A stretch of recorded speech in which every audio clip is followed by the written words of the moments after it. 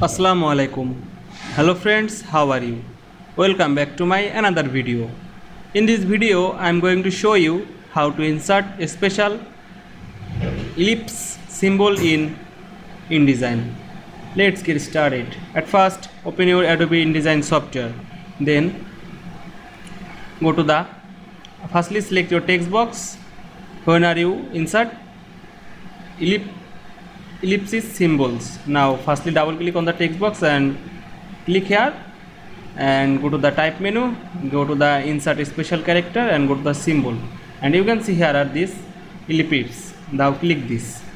Now our symbol is inserted. Now I am this symbol added here. Now firstly click here, go to the type menu and go to the insert special character, go to the symbol and click this.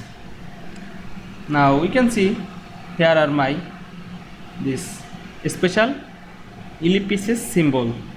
Now you can see how to insert a special ellipsis symbol in InDesign very easily. I hope you enjoyed my video. Please like, comment, share and subscribe my channel. Thanks for watching.